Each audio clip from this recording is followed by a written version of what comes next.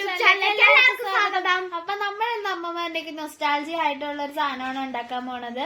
അതാണ് നമ്മുടെ ആഞ്ഞിലിക്കുരു വറുത്തത്. അത് തന്നെ ആഞ്ഞിലിക്കുരു നമുക്ക് പെറുക്കിയെടുക്കണം. അത് ഇത്തിരി ടാസ്ക് ആണ്. അത് കഴിഞ്ഞിട്ട് നല്ലോണം വെള്ളത്തിൽ കഴുകി എടുക്കുക.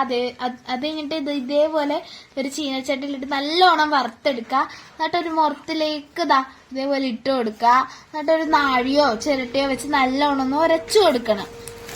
അപ്പൊ നമ്മുടെ തൊലിയും കറമ്പലും ഒക്കെ പോകും. എന്നിട്ട് നമ്മളൊന്ന് ചേച്ചി കൊടുത്ത നമ്മുടെ ഇതിന്റെ ഉള്ളിലുള്ള പരിപ്പ് എന്താണ് മുറത്തിൽ കിടക്കും. ബാക്കിയൊക്കെ പറഞ്ഞു പോയിക്കോളൂ കേട്ടോ. നല്ലോണം തന്നെ നമുക്കൊന്ന് അടച്ചു കൊടുക്കാം. അപ്പൊ നമ്മുടെ ആഞ്ഞിലിക്കുരു വറുത്തിട്ട് റെഡി ആയിട്ടുണ്ട്. ഇനി നമുക്കിത് നല്ല ചൂട് ചായയും എന്താണ് ആഞ്ഞിലിക്കുരു വറുത്തായിട്ട് കഴിക്കാം കേട്ടോ. പണ്ടത്തെ ആൾക്കാരൊക്കെ മഴക്കാലത്ത് കഴിക്കുന്ന ഒരു വിഭവമാണ് ഇത്.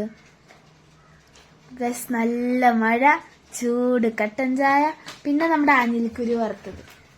അപ്പൊ ഗൈസ് പണ്ടത്തെ ആൾക്കാരൊക്കെ വൈകുന്നേരം കപ്പയും കട്ടൻ ചായയും എന്താണ് ആഞ്ഞിലിക്കുരു വറുത്തതും കട്ടൻ ചായയും ചക്കക്കുരു വറുത്തതും കട്ടൻ ചായയൊക്കെ കഴിക്കുമായിരുന്നു. അതിലൊരു വിഭവമാണിത്.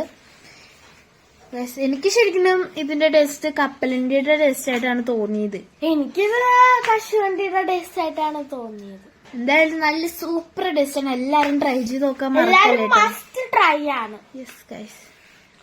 അപ്പൊ ഗൈസ് ഇത് വറക്കുമ്പോ ശ്രദ്ധിക്കണം. എന്താണ് ഇതിന്റെ തൊലിയും നല്ല കറുത്ത കളറിൽ വറുത്തെടുക്കണം. എന്നാലേ ഇതിന്റെ തൊലിയും കറമ്പലൊക്കെ പോകുള്ളൂ കേട്ടോ.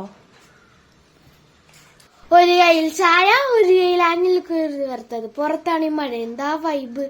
അപ്പൊ ഈ വീഡിയോ ഇഷ്ടപ്പെട്ടാൽ ലൈക്ക് ചെയ്യുക, ഷെയർ ചെയ്യുക, കമന്റ്, സബ്സ്ക്രൈബ് ചെയ്യുക, തൊട്ടടുത്ത ബെല്ലൈക്കൺ. ടാറ്റാ.